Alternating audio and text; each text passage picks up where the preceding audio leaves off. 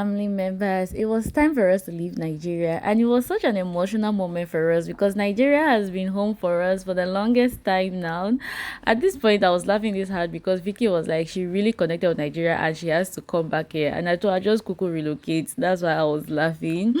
Thank you so much, Nigeria, for treating us right. So we ordered the ride straight to the airport, and this airport thing got us confused. Nigeria has the site for international flights and the site for domestic flights. I think they call it MM1 or MM2. One of them is international, one of them is for locals. That thing got us confused to know like the exact one. So I'm used to I've traveled with their domestic flights about 3 times, so I know that side well. But this other side, we were struggling to know the name to even put on the map for the driver to come and pick us up to know where we're going to. But thankfully, we finally sorted that out. I think it is MM1. Is it MM2? I don't know. I'm confused. Please clarify me in the comment section. Which side is for international flights, MM1 or MM2? So we put that in the map, and then it brought us here, went straight into the airport, passed our bags through customs, and then we had to take an elevator to the area where we're supposed to do check-in. I was like, Lagos, is this how your airport is big auntie? We are taking a lift to take us to another floor where we'll have to do checking in. Reached here, I'm just like, wow, this is really big. This is massive. It's very clean and it looks orderly, plus the space, because it's spacious enough. People are not cramped together at the entrance. Cameroon Airport, if you're entering, oh my god, from that entrance, if you're on a bad day, the population that you will meet there. But this one is so spacious, so I don't think you will experience what we are experiencing there, because our own is because it's smaller. Like that entrance space is really small. But we found our way to where we're supposed to do our check-ins, and it was quite a very smooth process. We did not have extra luggages, so we did not waste time here. We just did the needful, sent our bags in, gave us our boarding tickets, and then we had to go and look for our gate where we're going to sit and wait till when we're about boarding the plane. And no more, everywhere was just giving. As we're moving, I'm like, this is giving Western world in Africa. Clean, nice, everything looking clean and nice.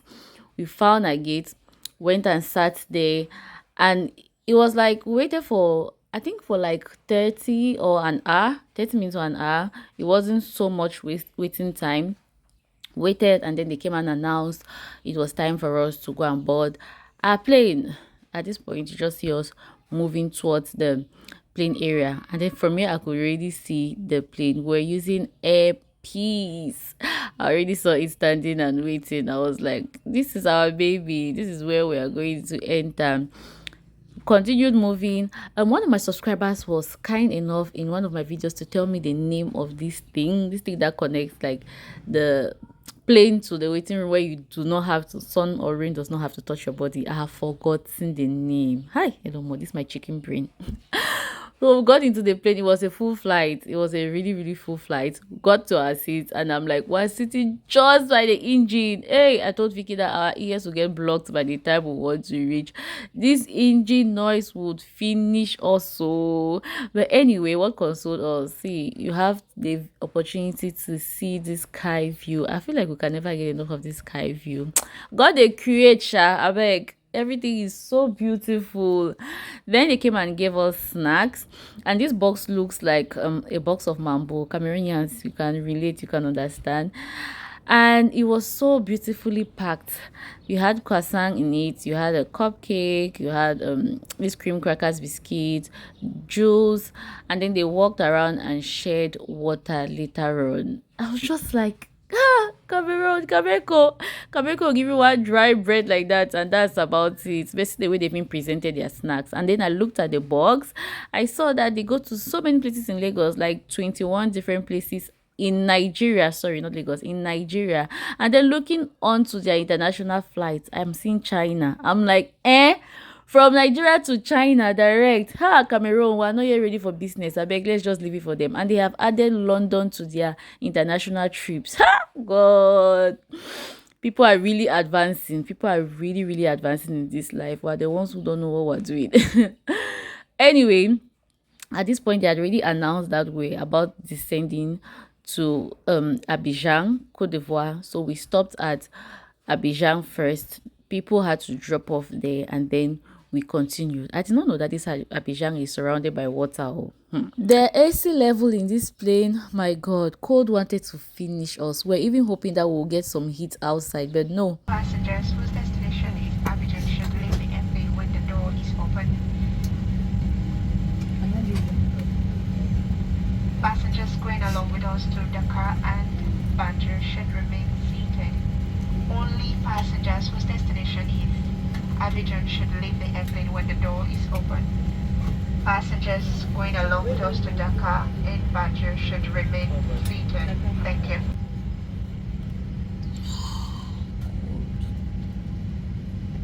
So we just got to Abidjan and it is so cold. Cold wanted to finish me inside this plane. I think I don't know what I was thinking. I did not travel with any scarf, shawl, pullover, sweater, nothing. I don't know what I was thinking. The AC in this plane. And funny enough, we're not allowed to step down from the plane. Only those dropping here are allowed to step down. And I was thinking of even going and get some heat from outside. But if I reach Senegal and I'm frozen, people should not ask me why. I'll probably be like, how do they call this animal that thrives in snow? It's white. Polar bear. That's probably what I'll turn to when I reach, because one day, I will travel to the Western world. If there's anything When I see Brussels airline, the first thing that comes to my head is like countries in the Western world, because this is one of the airlines that if my mom is traveling or my family relatives or my friends are traveling into the Western world, they always use Brussels airline or France airline. And guess what? Just by it, I saw Air France. I was like, is this a sign, God? Are you trying to tell me that I'll soon travel to the Western world? I don't know. They brought us our food. We had been looking forward to this. I mean, we did not know they were going to give us food like this, even because Kameko, they'll give you just one bread and that's about it for the flight. So once they brought this, they had given us snacks. So we're like, okay, we're not expecting anything again, but they came and gave us food. Omo, Niger jollof and chicken. Hey God. Well, like we felt like we had gotten worth of our money paid. And then you still had all these things. You had dessert, a chocolate cake and custard cream. They gave us chips, plantain chips, bread, salad. This looked like coleslaw salad. I mean, a full tray of goodies. Hey, Vicky and I were just opening our teeth. We're just smiling anyhow because what? Vicky was like, even after they gave us snack, they still gave us food. Ha! Kameko, you are not seeing what your other friends are doing. Like, you guys cannot give us some more food in the plane. You guys will give us dry bread. See people doing big things. We're just so happy. Like, they have sorted out food for us for the night. Started eating and it was hot. The rice was hot. This was what even gave us a little bit of heat in that plane. Hot Niger jollof. My God, it gave everything it was supposed to give. We finished everything and this is what was left for myself and Vicky. This salad, we did not eat it because we tasted it and it did not resonate with our taste buds, and we're like, more not chop the tea. Oh no, I beg. We don't want to go and be looking for toilets in the plane, so we left that. And then we slept up for the most part. Woke up when we're about landing. And then I was just looking at Senegal. My God, the lightning at their airport. It was giving. Although I was so cold at this point, I was like, thank you, Lord, we have reached. Let me get down of this plane from this AC. See, can you see how Vicky was all through the ride? All through the flight, she had covered her entire face because of the AC. Like, Vicky does not even like AC naturally, so you can see she was even wearing a pullover, but the cold was terrible. I was not wearing anything, but still see me smiling. Vicky could not even smile. My God. Now, mind you, why I did not take a pullover is because my flight I've used, Kameko flight, the AC wasn't really serious. I mean, at some point, even in Kameko, one of the flights, the AC wasn't even working, so we're sweating. So that idea just stuck in my head, and I did not even prepare that other airlines do better and they have serious AC. My God, I learned my lesson here. We left the plane and I was just looking forward to just going out. Like I needed heat. I've never wanted heat as much as I wanted on this day. I was looking for heat. Ha! My God, I felt cold right to my bone marrows. I was looking forward to dropping off from that plane. Air peace, you guys have some serious AC going on there. The moment we got down here, guess what? They still had AC in this work area. My God, I did not think a day in my life will come where I'll miss Cameroon's AC-less and hot airport. Because just like, if it was in Cameroon and heat would have welcomed me. My God. Escalator. Go. Come and disgrace ourselves here.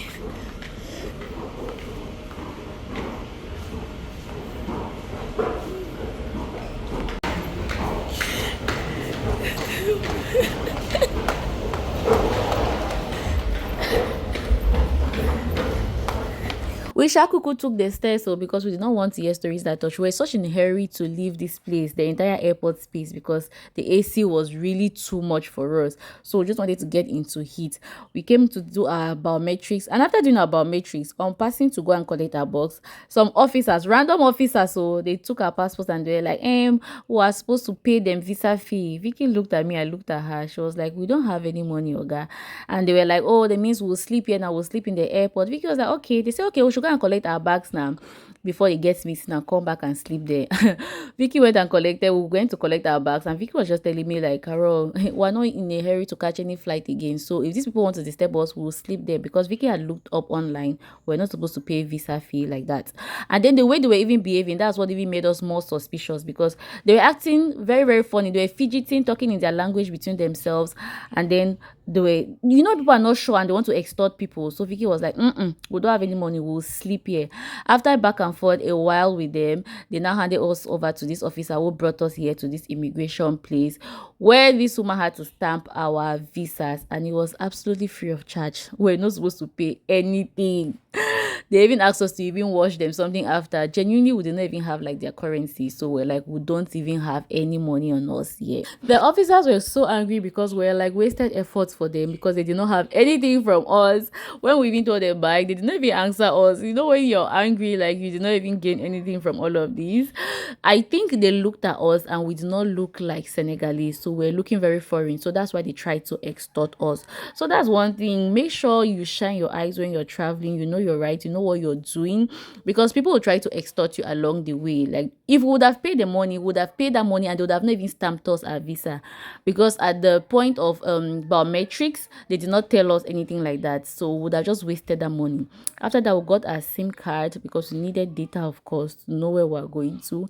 Vicky is so particular about SIM cards before entering any driver's car, because she wants to be seen where you're carrying her to. She doesn't want to hear stories that touch. She's like, human parts now are expensive. So we got into our ride, and I was just looking at the airport from this angle. I'm like, their airport is so beautiful. Look at this thing that carves, this thing that bends. It adds to the design of their airport. Look at it's spacious. Their plants are properly trimmed. Like it is really nice, clean, big. I was just like, it feels like everybody is doing so well for themselves. So except, I don't know if the shoe fits. It really feels like other African countries are actually trying to be better for themselves. We entered Senegal at night, so I really did not get to see so much of the town. But the drive from the airport to where we were lodging at was a smooth ride. Their roads were seemingly tarred for the most part, and I was just like, more people are actually advancing. We finally got to our destination where we were lodging. Our host came outside, helped us to carry our bags inside. See, thank God for this man. See, this driver, he was so patient with us. See, the app that Vicky wanted to use to pay him did not work. Like, we did not have that story for another day. You're going to hear that story from Vicky's channel, because That app showed us shege in this Senegal. We ended up not paying the driver after Vicky had tried there for a while, but it wasn't working. The guy was just like, you know what, let's go in and rest. He was going to come back the next day to collect the money. There are still nice people like that. Hey, I got into the room and it's just a very basic room, chair, table, bed, and then the bathroom. But I think the selling point of this Airbnb is what they have outside their rooms. So they have like fruits outside their rooms, and it's within reach for a short person like me. I can literally touch the fruit and harvest. You're allowed to harvest if you want the fruits. If I was doing healthy living, I was trying to cut down, I'm sure that I would have enjoyed or been so happy seeing these things. You have the ripe fruits here. I'm just like, this is nice. Anyway, that's about it for the night. Thank you so much, and I'll see you on my next one. Bye.